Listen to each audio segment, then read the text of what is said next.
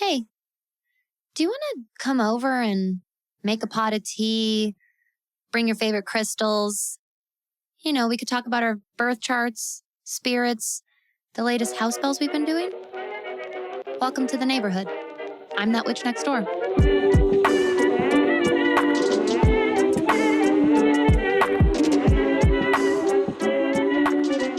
Hello, neighbor, my spooky friend, you. Welcome to another episode of That Witch Podcast. If this is your first time here, hi, welcome. What an exciting time to start That Witch Podcast. Oh my God. Welcome to our witchy little neighborhood here. I'm Danny. I'm that witch next door. I'll be your host, your guide, your mentor, your instructor, your spiritual bestie in all things modern witchcraft, cosmic living, and this month in October, safe, successful, ethical spirit communication and death witchery. I'm really excited. This is the first official episode in this month-long series that we'll be doing together. And I very, very intentionally started us last month in a 5-part series all about elemental magic. And I did that for a very intentional reason.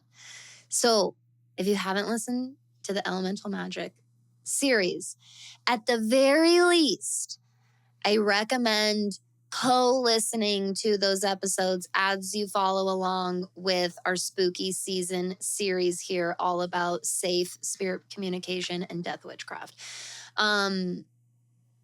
I really, truly, this is what's cool about this whole kind of end of year quarter for everything that witch was honestly inspired by this exact series. Everything got born from the safe spirit communication for all. The elemental series sprang from that.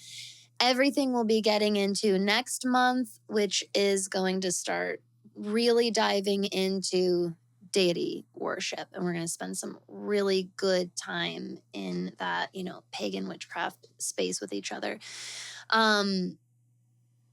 Everything was kind of rooted from this series. So I'm really excited to share with you where this series itself came from, where the inspiration from this came from, which is a pretty significant amount of inquiries and messages that I get every single year, especially between like November to February-ish, from listeners who have had some sort of spirit encounter and something has gone awry or something has attached itself to somebody or themselves. More often than not, the inquiry that comes to me in these messages is, do I do professional cleansings or spirit removals, essentially? And I don't do that. I have, fun little fact, I have done professional ritual work. I used to do it more often than I do. It is not something I am the door is not like shut and sealed on that for me, but it is something that I purposefully don't advertise either. And I essentially let the universe and my guides bring in or allow who I'm most meant to help and assist in ritual like that. As few and far between as they are, it's never what I set out to do in my career, but it is something that I'm more than happy to assist in when I'm most needed.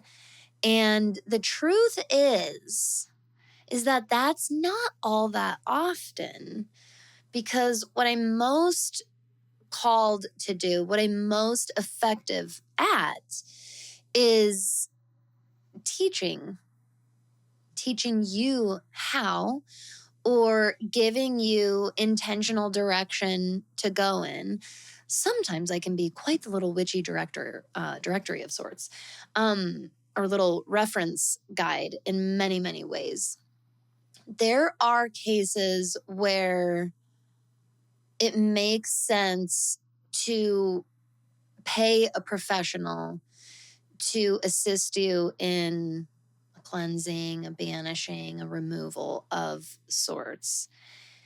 And the thing of it is, especially if you are interested in spirit communication or any of the branches of death witchcraft as part of a career for yourself that you're seeking, something that you do have to keep in mind is there is a difference in clientele, and neither of these is like worse or better, but it's more about who do you best serve? Who are you most called to serve because you serve them best?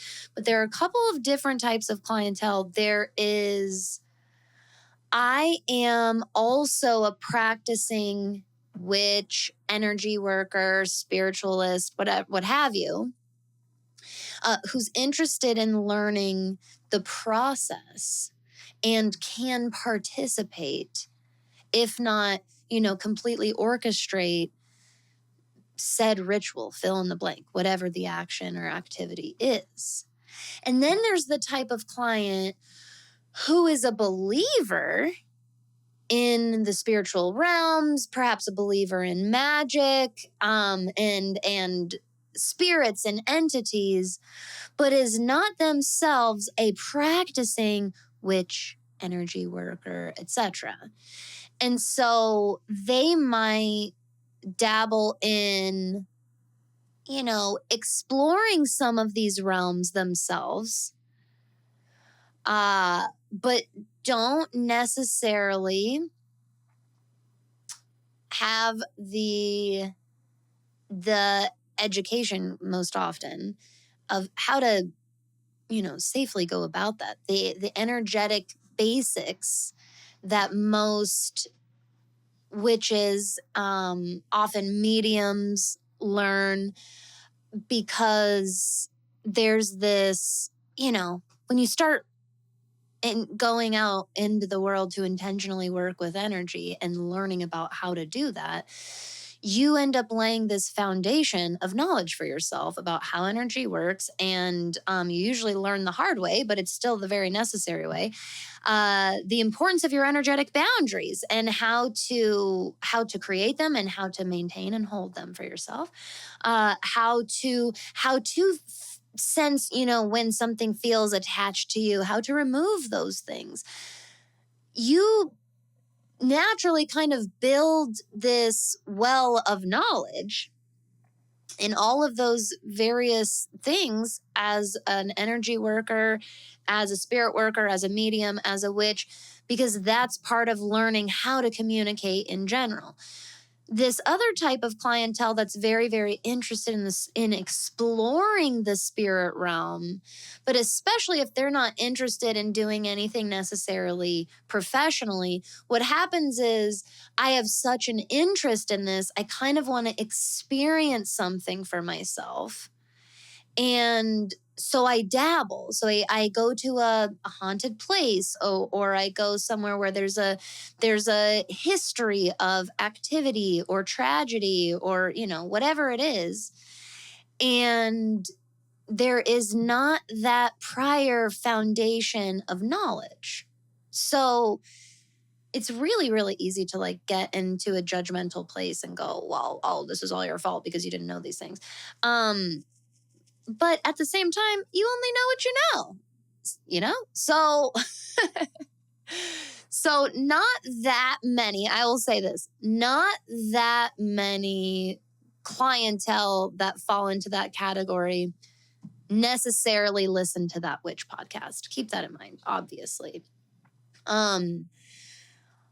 who I'm here to serve today are my friends and neighbors who do have or are creating and building the groundwork in the background in energy work, spirit communication, magic, ritual work, witchcraft, etc., and are getting started or very interested in starting or interested in having an experience, especially this month of October. So you notice that I said I get a lot of these messages November to February every year. I get them all year long, but the majority definitely comes November to February. And it's because there's this call from the other side of the thinning veil all month long to experience that, to participate in necromancy of some sort. And necromancy just means essentially divination through speaking with the dead. And necromancy can take shape and practice through many different modalities. There's lots of different tools for reaching out to and communicating with the dead. There is nothing wrong with this call. There's a reason you feel called to it. That's one of the first things that I wanted to share with you. There's a reason that you feel called to this. There are many, many benefits of this type of work, and this type of work, quite frankly, is sacred and powerful. Makes sense why it calls you. If you are into most parts of the occult, there is at the very least some sort of fascination for you about, sorry, YouTube. I have a fuzz on my face. That's real magic for real life around here. We don't edit that out, do we? There are, there's at least this alluring, fascinating part about spirit communication for most people that are interested in the occult, even if you don't technically have an interest in directly communicating with spirits. You might be one of the people that are like, I think it's fascinating. I think it's cool. I definitely believe that it's a real thing that can happen. I don't have any interest in doing that, which is totally and completely fine. But there is a huge, dare I say it, majority of folks that are interested in the occult that do have that part of the fascination as well, is somewhat of a desire to attempt it. So this episode is meant to be not only, going into the background of what inspired all of this, and where all of this leads to as practicing witches, which is why we're going to go even further throughout the rest of the month and into November, with different types of practices that are essentially born from spirit work like this. It's also meant to introduce you safely into doing this work. We're going to talk about, the personal versus professional side of this work. We're going to talk about the benefits and the downsides or risks of this work. We're also going to get very briefly into some types of spirits and entities, because this is really meant to be a very basic, very getting started episode. I'm really kind of putting on that witchy directory uniform, and I'm going to hopefully give you inspiration to go down the path most calling to you, again, in a safe and ethical and successful way.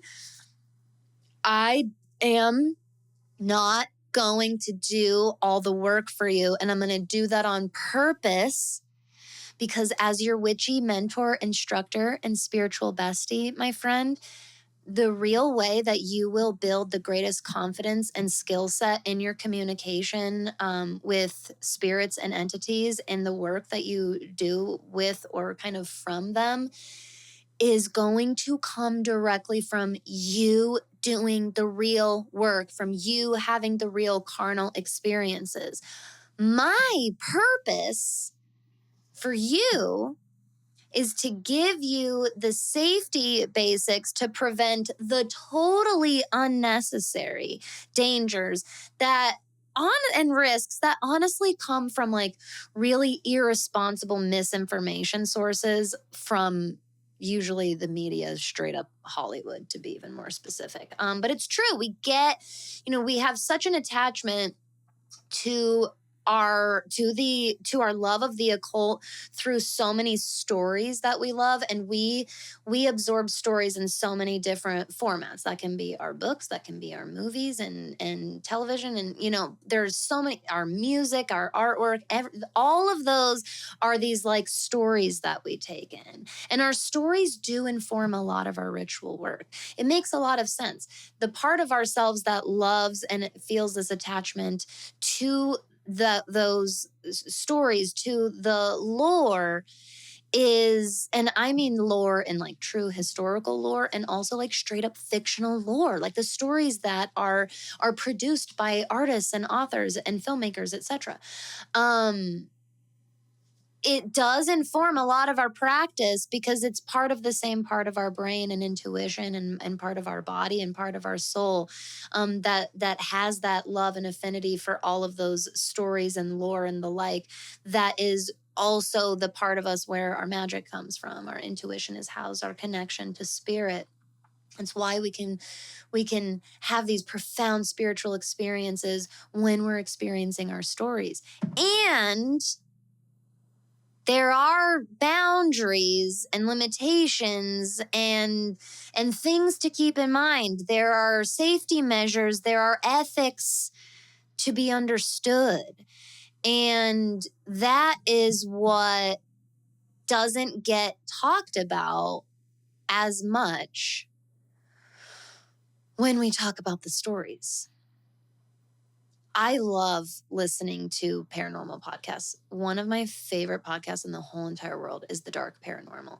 And I'll be very honest with you, The Dark Paranormal is not for the faint of heart at all. If you are like genuinely fearful in any way of like paranormal stories and stuff like that, I would not personally recommend The Dark Paranormal. If you do love stuff like that, oh my God, it's one of my top 3 favorite podcasts. It's not hosted by a witch. It's not presented by witches. It's stories that are submitted. So we're just taking in these stories and people's kind of recounts afterwards. And you get to decide as the listener what stories feel real and what stories feel like fiction, or what parts of them feel like fiction and what parts of them feel like nonfiction. There are so many sources of stories like that out there.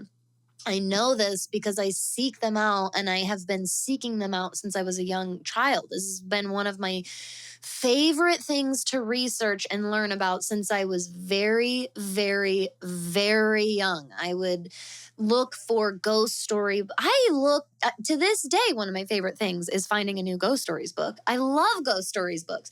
And they're the exact same thing, usually in a little bit lighthearted way, more light way than The Dark Paranormal. The Dark Paranormal is, it's The Dark Paranormal.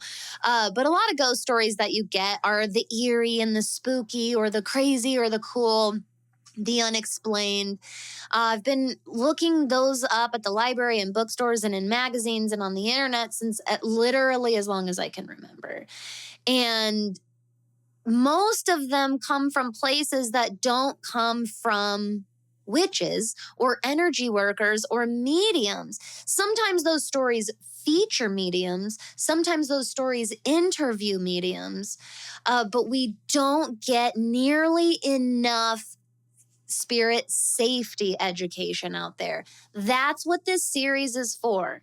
If you yourself, you're friends with, people who are into this stuff, who are interested in this stuff, want to get started in it, want to learn about it, please send them at least this episode, especially so they can follow along with us throughout the month of October. But I hope, especially if you're a person listening to this who was referred to this podcast for this very, very reason, I hope you do go back and listen to the Elemental Magic series, even if you're not a magical practitioner, because there is so much benefit in understanding how to distinguish and differentiate subtleties in energy, how to understand your own energetic and soul and your energetic, physical, and soul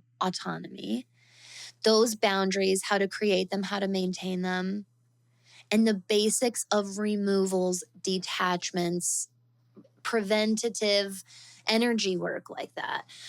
Anyone can do it. You don't have to even be a witch, but this is so, so, so important for people to know. And I genuinely hope that this series serves many witches, non-witches, for many generations to come. I'm going to just like go ahead and full on 8th house long term put that out there. I'm serious. I hope this helps generations to come.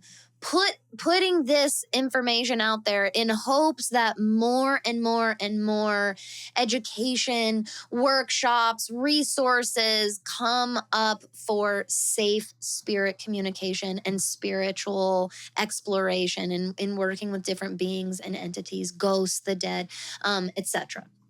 Now, you need to ask yourself first and foremost before doing this, if you are doing this for personal reasons, for like fun, for fascination, if you are interested in conversely doing this on a professional level.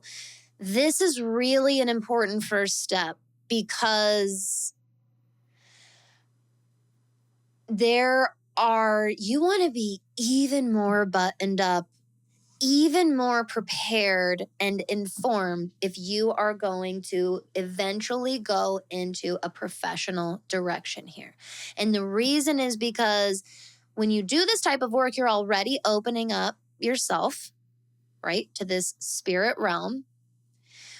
When you also add in the professional layer, you are even more opening yourself up because now you're literally calling in the public because you want to reach people to book your services. So you need to take building your confidence in your energetic skill set and foundation even more seriously if that is a potential future path for you, okay? Now, there are true benefits to this type of work, and there are true downsides and risks to this type of work. I don't consider myself a medium. Once in a while, during a reading, whether it's astrology or tarot or a mentoring session, I will receive information from your spirit team. And sometimes it is in the form of specific death that you've experienced in your life. This happens a lot. It's part of my path as a death witch. And even though I don't make my death witchcraft my focus of my profession, it's still my personal self as a death witch, especially in my devotion to Hades and working with the underworld and Persephone. Recently a lot of Hecate. You can thank little baby dog angel of death for that, by the way. Part of my, work and devotion to working with phonic deities is that I call on and utilize those tools and skills when asked of me in these certain incidences, similarly to professional ritual work. So I've done a couple of fertility rituals in the past.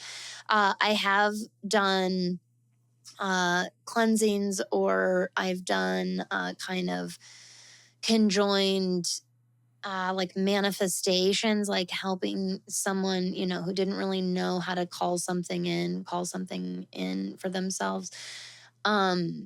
More often than not, what happens is people come to me for a reading, usually astrology. They usually come through the birth chart reading door and they want a reading. 90% of the time, they don't even mention a loved one passing or any type of grief in their booking form.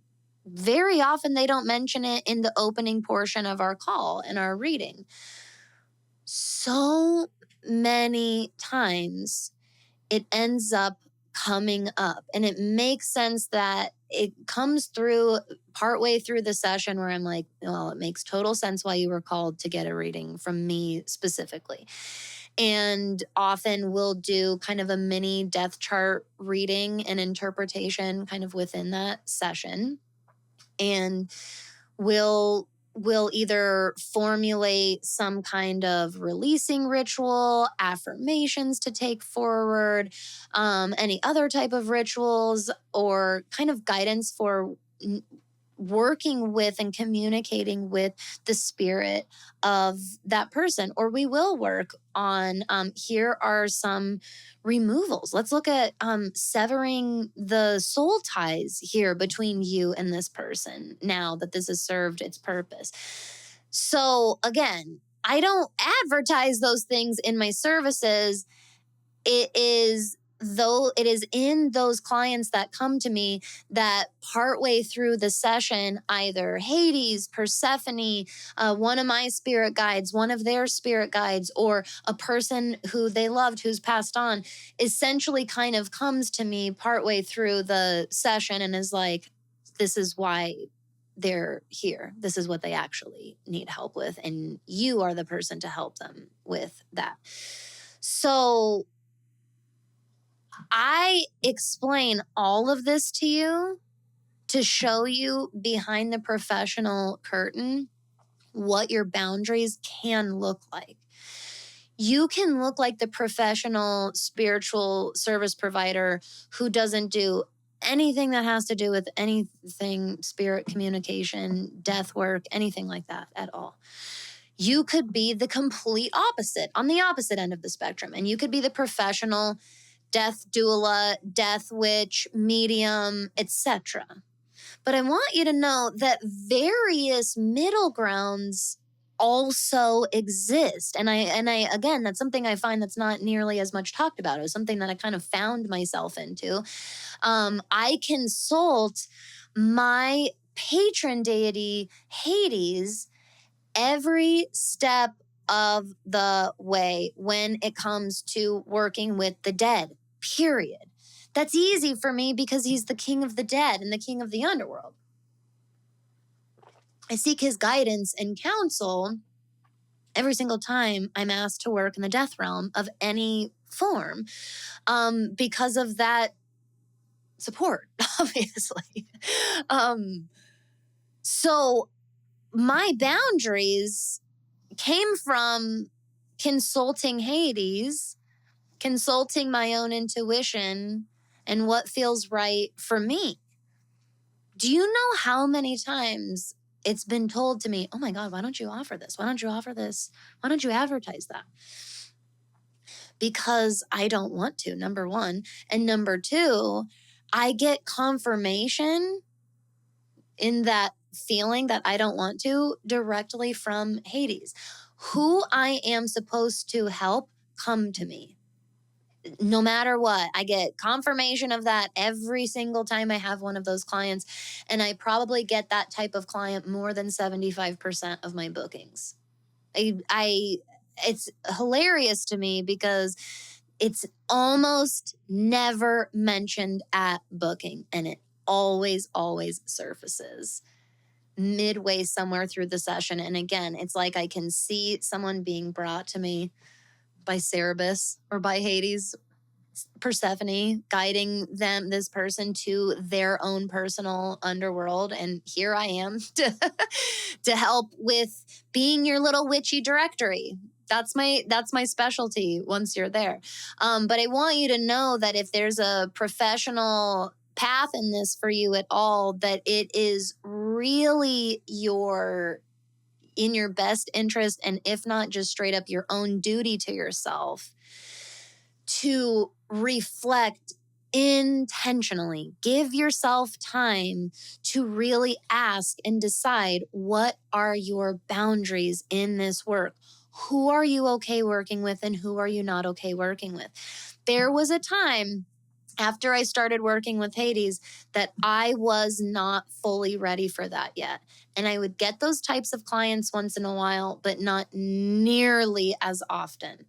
And part of that was because I asked and I said, I'm not ready. I'm in this scary spot. I'm in this fear period where I don't know yet about communicating with spirits. And I don't feel comfortable in doing that yet and opening myself up to that fully yet. And so by laying that boundary, only what I did feel good enough about came through for me and presented itself to me, and nothing else had to. And as I built my skill set and my experience and my confidence, and I felt more and more ready, the more clients like that came through the door, the more on the podcast I would talk about it, and the more that I can now turn around and share these experiences and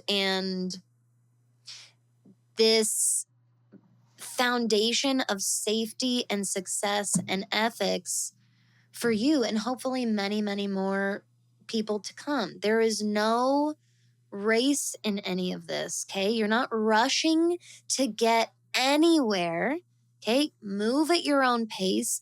Move through your boundaries at your own comfort level.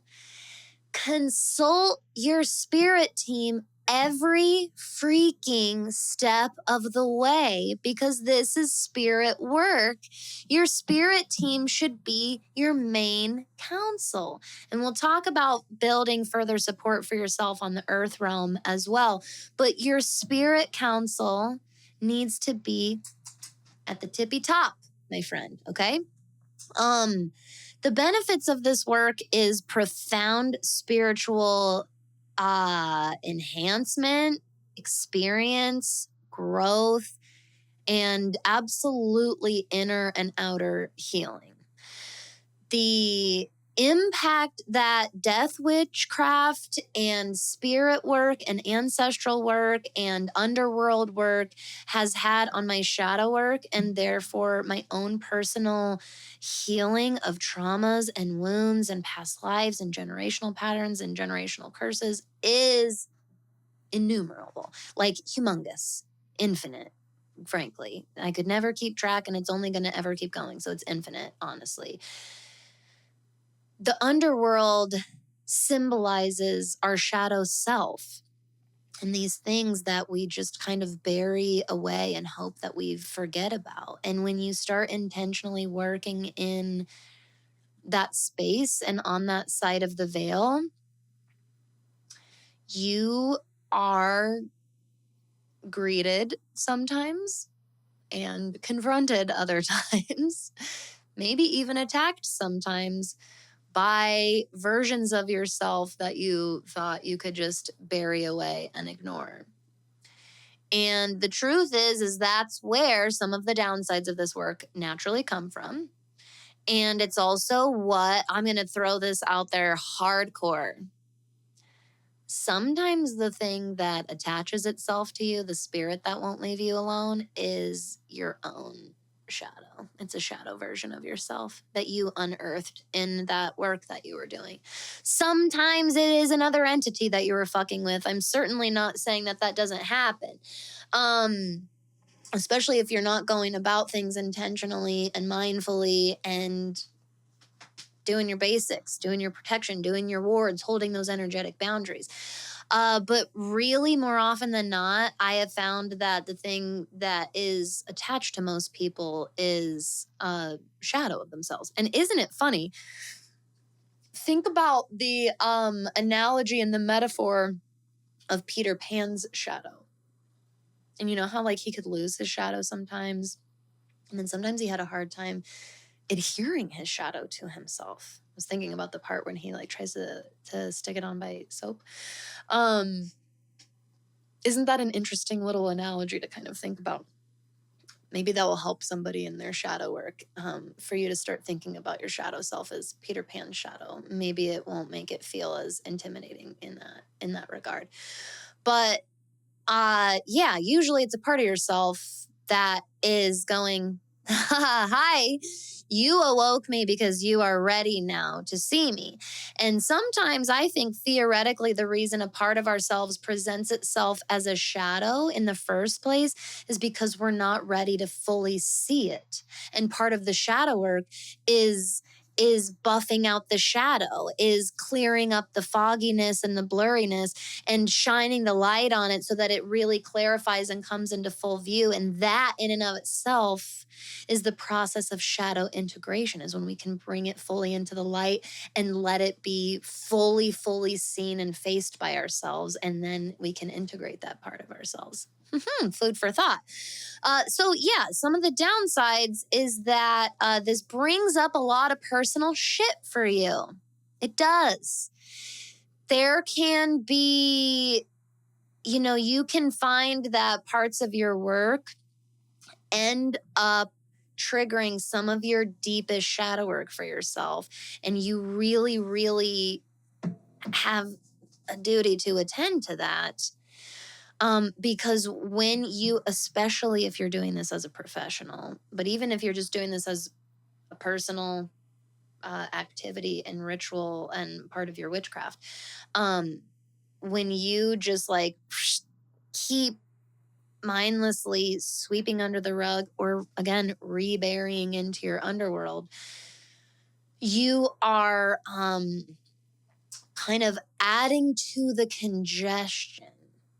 So the way I would look at it is as this big congestion ball that you're already carrying around, that's this like burdensome energetic load on you. And the solution that you're naturally defaulting to is to just keep adding to the congestion. And do you see where that's going to eventually lead? It weighs us the fuck down in all kinds of different ways. And it holds us back in all different kinds of ways.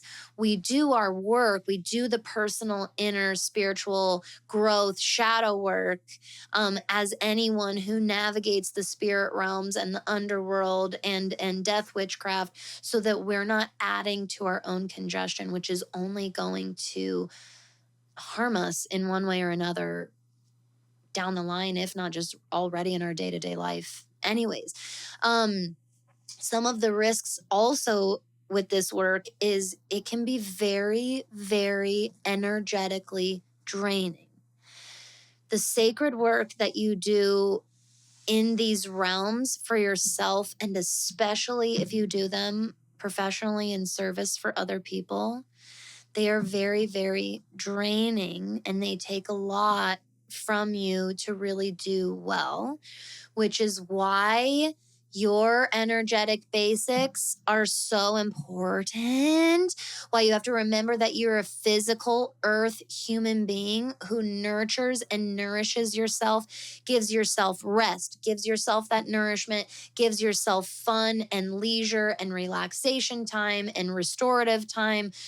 It is non-negotiable. It is the ignoring and bypassing doing all of that is the same thing as adding to the congestion we were just talking about. Okay. So the downsides and the risks are not these horrifying things where I'm like, something really fucking bad can happen to you. No, actually, especially if you're going about this responsibly, hence this whole series. No, it can be wonderful work, wonderfully beneficial that you feel very gratified by and rewarded by and grateful for. And if you are just either adding to your own congestion or constantly draining yourself into a place of burnout, you're not really gaining anything from the benefits of this work anyways. Now, okay, let's talk a little bit about some of the types of spirits and entities. Again, the basics. There are different levels and forms of spirits. If you are really interested in learning like a very well-rounded education of spirit communication and talking with different types of entities, you need to read multiple books on the subject. One of my favorite books is Monsters by the author whose name is omitting me right now. I'm really sorry about that. But it's in the show notes below because I looked it up after I recorded this. John Michael Green? Crap, I'm butchering it. I apologize. Greer, something like that. I swear. Anyways, the point is that he did great research. I thought that the information in that book was presented very neutrally and very, very ethically, and goes into a wonderful base layer foundation of different types and different levels of entities. Very, very beneficial food for thought. Great, great jumping off place. It is by no means this totally exhaustive resource on all of the entities, but it is a great place to start. I also recommend learning from a variety of mediums, psychics, people that label themselves psychics and mediums. There are some really, really good ones out there. And there are some really, really unethical ones out there. It is very important to vet who you're learning from. Okay. It's very important to read books and articles with a grain of salt, with a vigilant and critical thinking mind. Show up asking questions. And remember that one of the clearest signs that you are working with someone of integrity is that person is willing to admit when they don't know something, when they don't specialize in something. They are happy and willing to refer you out. They support the work of other professionals, not just for, getting more reach and likes themselves, but genuinely support the work of their industry and other professionals. Those are some of the best green flags. And following folks like this on social media, going and looking at who they follow can be an excellent jumping off point as well. 90% of the time, paranormal, medium, psychic, witchy content creators already have some sort of place where they have posted book recommendations, podcast recommendations, other resources and references that they recommend to you. These can be in their story highlights on Instagram. Sometimes there's a little master link page on their website. And again, if you've vetted somebody and you approach them with respect and consideration, very often a polite DM can result in some incredible recommendations from those folks as well. Now, I think that I'm going to mainly focus on giving you a little bit of an understanding between a ghost and a deity, a poltergeist. We'll briefly touch on vampires and the fae and demons and angels. I am going to disclaimer you right now and tell you a place I do not specialize in is I am no expert in all of these different entities. There are people out there with masters and PhDs and stuff like this. I am not one of those people. I am a self-taught, self-read person about these different entities, but I am here to give you a very, very basic jumping off point about the differences because I don't think the differences are shared very often. So a ghost is essentially the spirit of a dead human being or a dead earth animal. Okay. Some sort of being or creature that is born of earth that died. Ghosts take different forms and pass through different planes depending on how do you even put this? It's so earthy to say this, depending on where their soul is, which is such, if you learn about this stuff in the spirit planes, you'll understand why that's kind of a silly thing to say, because even the term where is so ethereal and conceptual. The ghost and spirit of a past loved one can, or just a passed on human being, can be stuck, can get stuck in some type of loop, purgatory, stuck on some sort of, oh my God, what's it called? Some people, it's like, there are many liminal plane.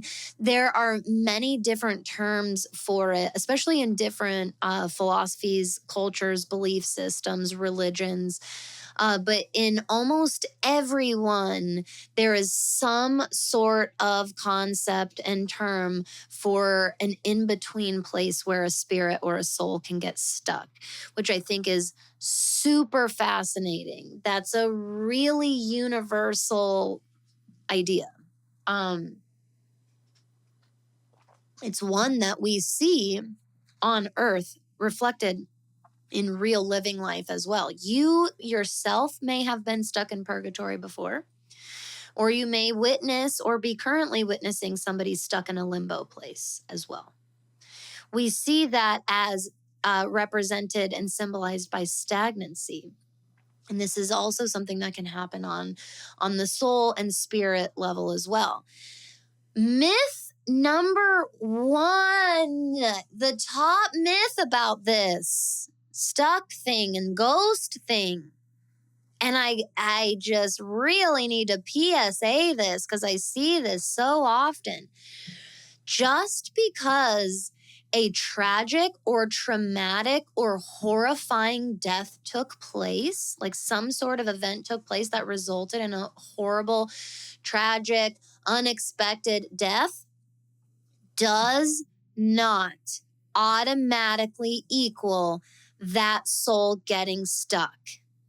This is something that honestly starts to fire me up a little bit, because we get on our high horse a little bit as these living, organic earth beings who are still on our current time clock here. And we sure fucking act like we know absolutely everything about the spirit realm all of a sudden, especially once we are dabbling into and starting to educate ourselves in the magical and the witchcraft realms. And it is way too commonly believed that a soul automatically gets stuck if there was a horrific or traumatic or tragic death. That is not true. That is not true. Simply not. It is often true. Of course. Of course. That exists, and that is a very real experience that I personally 100% believe in. But it is also not a given. There are souls that naturally cross over, that can cross over. And it is the reason I get on my soapbox about it is I'm going to be blunt here and say you are projecting your own fear of having unfinished business onto other souls by automatically assuming they were only this old, they must have had unfinished business. The truth is that real good psychics, mediums, death witches, spirit workers, they will tell you there are plenty of cases where something horrifying happened to somebody and their soul was still able to cross over. Okay? My other thing is this self-proclaimed duty of venturing out to places to help souls cross over. This was another heart and soul reason for this entire series in October. I think that we're getting into a gray area. I don't think that there's a black or white answer here. I don't think there's a binary, clear one side or the other answer here. I do think we're getting into a gray area where we need to be like really intentional, mindful, do our research, visit in with ourselves and our values and our own motives. Because again,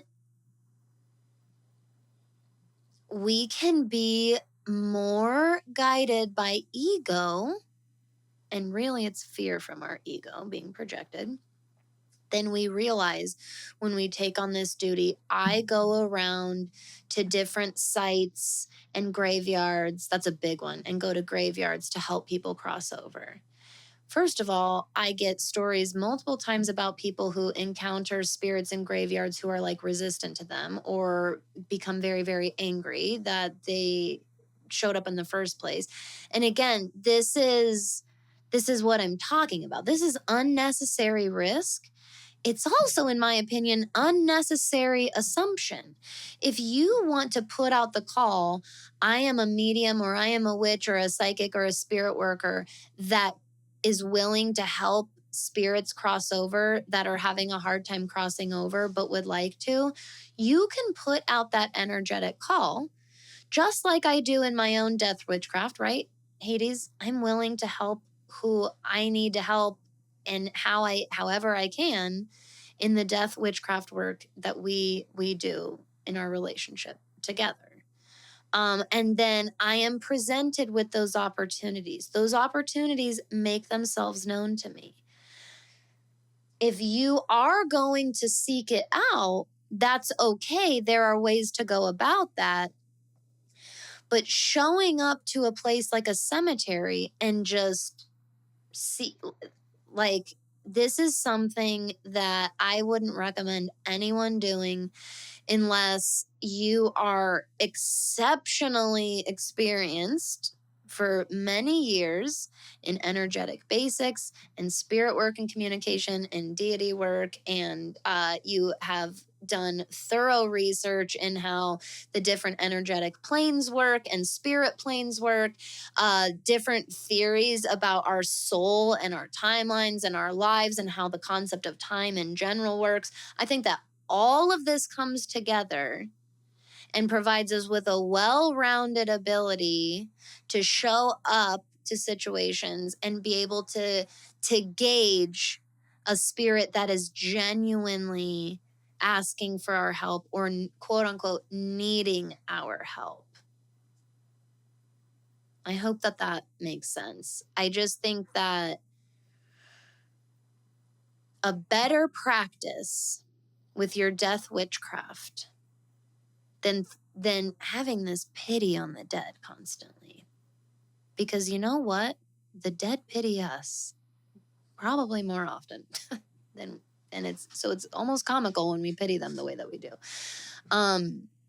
It can get a little condescending, quite honestly. So, in my opinion, a better practice, if you're feeling called to this work and strengthening your death witchcraft into this October, is showing up and honoring the dead, listening to the dead, learning about death, getting comfortable with death, learning about how different cultures respond to, process, and move through death. Learning about these different beings, showing up and being a listener is one of the most beautiful and sacred ways to honor the spirits in a graveyard. Okay?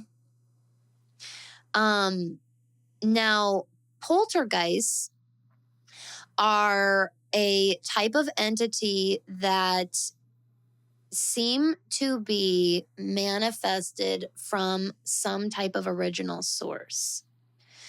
More often than not, poltergeists manifest from series of events especially in families or like groups of people or communities where repeated events have been occurring. And those experiences and that energy builds and builds until essentially a spirit of it manifests. And the term poltergeist tends to refer to some form of negative manifestation of that type of energy. Positive energy can also manifest. It's just that it's not typically referred to as a poltergeist. Usually, this term seems to be used more often than not with some sort of negative manifestation of spirit. But in a building or a home or a community where a series of events for like generations or years and years of wonderful, loving, healing events and sacred work has taken place, a spirit, a loving spirit manifests in that, and you'll be able to feel it. You'll be able to experience it. We just don't usually refer to it as a poltergeist. But the same thing is true on the other opposite end of the spectrum. If you're in a community or a place or a home or a building where a series of events for years or decades or generations has been happening that's been harmful or toxic or negative in some way, that often manifests also into a spirit entity of itself. And usually, it the experiences associated with that spirit are usually mischievous. They I want it, the word playful comes through, but it's the kind of playful that like borderlines and teeters on like, are we playing or am I being bullied a little bit here? And then of course it can also, go as far as being downright harmful and dangerous, of course. Now, deities is a term that refers to any beings that have been revered in a belief system as some type of worship god or goddess type being. Okay. Very often they are not associated with being born of the earth necessarily and are not considered to be human, though we see fractals of the archetypes of pretty much all deities in different human characteristics. And then humans depicting gods, goddesses, deities, sacred beings, if you will, often can have humanistic features, but very, very often throughout different mythologies and cultures and belief systems, they are considered to be a different form than a human being. We are of our realm and they are of their realm. Briefly on like vampires, demons, and angels. Vampires to me we could have a whole entire episode on just mythical beings. That might be fun. Do you want to do that? Let me know. I would just have a blast doing the research for you and getting really, really, really in depth with some of them, because we could talk about unicorns and dragons, and there's a lot that we could. I do love learning about mythical beings. Let me know if you'd like that. The Fae we mentioned a little bit. The Fae and vampires for me also are a part of the extraterrestrial conversation. These non-human entities, and they can benefit from humans or human resources in some type of way. With the Fae, there's very often in a lot of Fae lore some type of exchange. There are practitioners that there are lots of witches and pagans that work directly with the Fae. There are tons of witches and practitioners who absolutely will not work with the Fae. And if you do any even like 10 minutes of research on the fae and fairy lore, you'll understand why on both sides. There's definitely this mystical, alluring, quality about it. And there are some downright terrifying accounts and experiences as well. Vampires don't necessarily seem to offer something in return. However, there is this common thread of having that alluring factor still. Some people might say that a vampire could be a different type of fairy, for example, and just as it goes by a different name. I think that vampire is actually an even broader term than all of that. And I think that we can look at the archetype of the vampire and look at including the human spirits and not necessarily automatically say a vampire is not human. And we can look at any person, being, environment, location that drains us and only drains us. Right? That symbol of I'm not getting anything in return. I am only being like drawn here and then drained. There's this concept and shared experience of being used, if you will. Being aware of vampires is a good thing as an energy worker and a witch, and honestly as a regular person, even if you're not a practicing magic maker or witch or energy worker. Knowing the vampires in your life and where and when to cut them off is a really good thing to know. And then the conversation, of course, about demons or daemons and angels or archangels. I don't personally work with any angels directly or any demons directly. I have several students and clients that work with either or both, honestly. The coolest theory I ever personally read that jumped out and stuck the most with me about angels and demons is the theory that poses they are the same thing in and of themselves, and that they present themselves to us in one form or the other, depending on what we're going through in our life and how we can most benefit from them.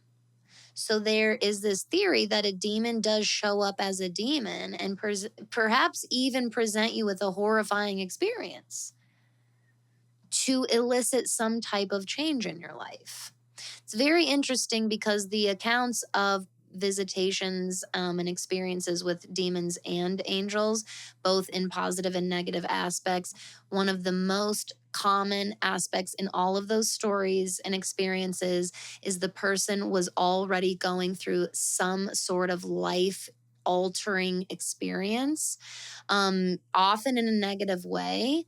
And theoretically, let's say that a demon is what presents itself to you to kind of scare you straight, maybe scare you to the right road, to the right path. Or maybe what you needed to perceive was an angel and that spirit of support and that you can get through it. That, it's a very, very fascinating theory. Again, I am not an expert in either one. I love learning about both.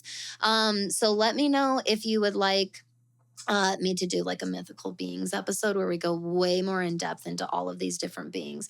The reason I'm giving you a brief overview of all of them is because just like we were starting out doing in the elemental magic series, learning to distinguish even subtle differences in energies is extremely, extremely important so that you can trust your intuition when it comes to trusting who or what you're communicating with or working with.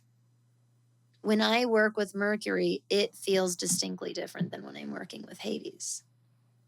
I practice paying attention to those distinguishing features and different subtleties very, very regularly. That's why I feel so comfortable and confident in knowing who and what I'm speaking with and reaching out to. So that's why I don't recommend skipping the Elemental Magic series, because it really lays the foundation for you to build those skills for yourself. And then it sets you up for success once you start getting to this work and you start needing to really utilize and implement those very skills. Now, when it comes to your energetic basics, I am linking our grounding episode, our cleansing episodes. I think we have 2 cleansing episodes that I'm going to link for everybody.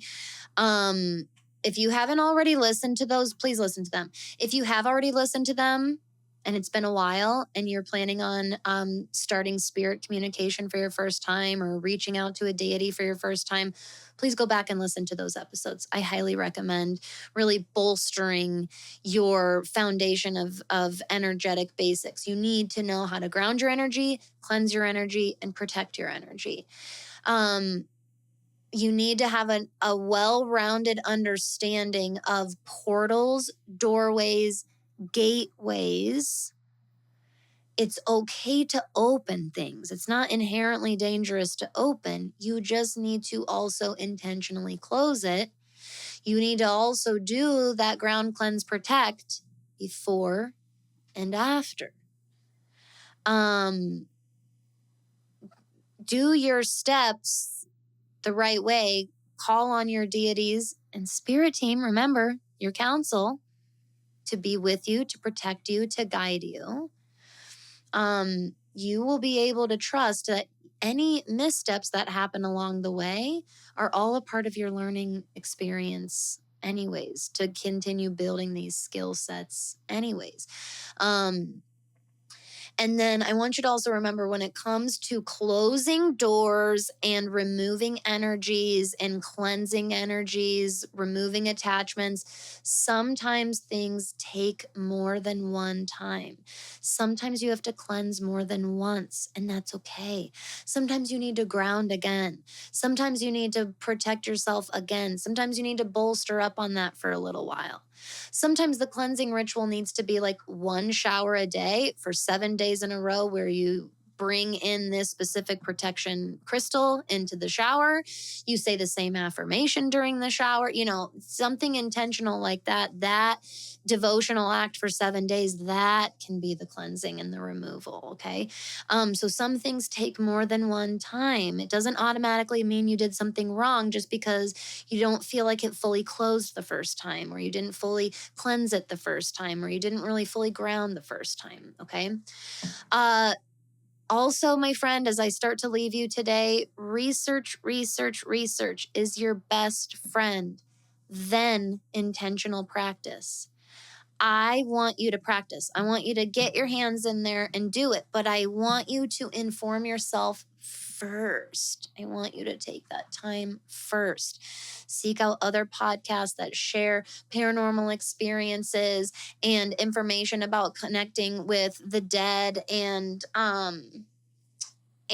spirit communication. Listen to death mediums and death witches. Ask them what their favorite books are. Ask them what their favorite podcasts are. This doesn't mean you need to let your learning hold you back. But it does mean that skipping it will probably bite you in the ass way more often than it needs to. Research is like the number one preventative tool, okay? Then intentional practice. Intentional practice means seeking out and working with the entities and beings you currently feel comfortable with, okay? Where your current skill level is at. And lastly, when to seek help, how to seek help, and building a witchy support network. Sometimes you do need the help of a professional, but often the form of a help of a professional you need is in a mentor, my friend. If you're really getting into this work and you're taking it seriously and you do want to become a professional, hire a witchy mentor like myself, or one of these creators or spiritual professionals that you follow that will teach you how to build out this foundation for yourself and hone in on and practice and exercise those skills and help you feel prepared and ready to really embark on that path. But of course, if you feel like you dabbled in something or worked in something that was outside of your scope and now it feels like it's outside of your scope to fix it, of course, reach out to a professional and ask if there is a service that they offer that you can pay for, that they can assist you in. Of course, because just like we talked about, this work can be incredibly draining when we're opening ourselves up.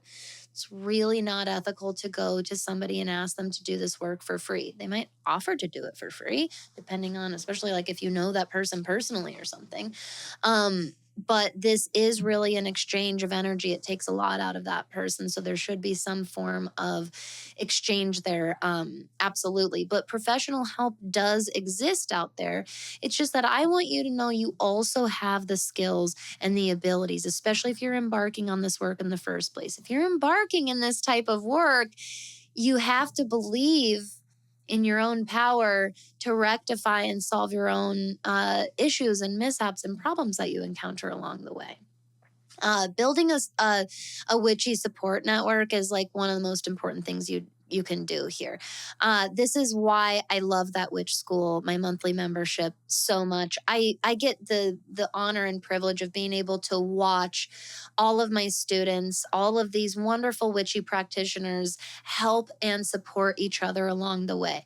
And sometimes it's just in having a listening ear, someone that you can talk to about what you're learning, what happened. You can process through the experience, but you can also form little mini covens with people. You can say, hey, I am really wanting to reach out and talk to my grandfather's spirit.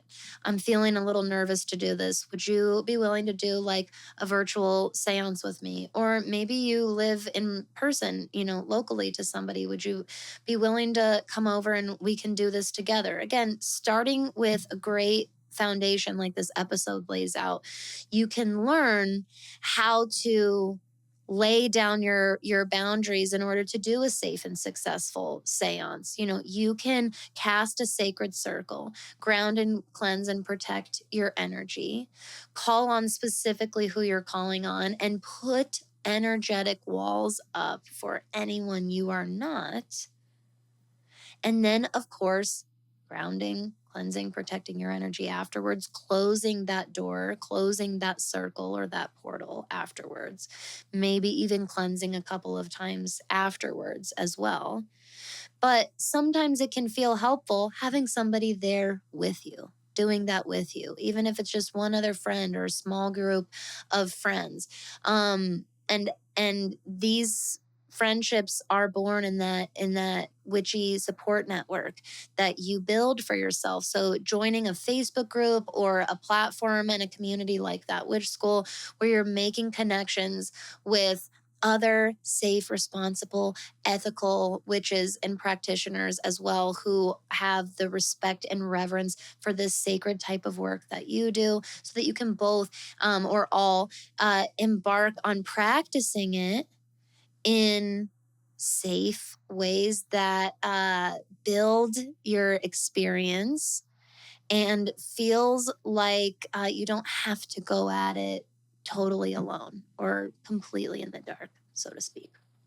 So, my friends, thank you for your time today and every day. I know that this was an extra long episode today, but I knew that it kind of needed to be. We had to lay quite a layer of groundwork here today, but it is setting us up for one of our most magical months ever here on That Witch podcast. And I am so freaking excited for you and for me and for us in this witchy neighborhood this month. We're starting here. We are going to be embarking on Scorpio journey together, welcoming back Angelica Crazy to the podcast. She will be back with us next week on safely navigating the underworld. We're also then the following week, just in time for Samhain, going to get really into the specifics of respecting and honoring and working with the dead and ancestor work and really specifically going into that type of craft, and so much more once we get into November. But thank you for your energy, for your interest, for your care and dedication to this work. It's an honor to get to be a part of your spirit education, my friend. If you have any questions, please don't hesitate to reach out. If you have suggestions, ideas, if you would like further episodes that you got ideas from listening to this episode, don't hesitate to reach out. You can go to thatwitchnextdoor.com/conjurethatwitch. There's also a link in the show notes below, along with any other resources that I mentioned in this episode as well. And until I see you next time, my friend, I hope that you are out there staying safe, letting yourself have fun, and of course, stay magical, my friend. If you are a big fan of That Witch podcast and everything we do here in our witchy neighborhood, I would be so grateful if you could head over and give us a 5-star review on Spotify and Apple Podcasts. This is something that helps boost our reach for the show, and it lets so many others know that what they're getting here at That Witch podcast is really, really good quality stuff. It only takes a couple of minutes and it's totally free, and it makes a huge, huge difference from one witch to another. Thank you so much for your support, neighbor.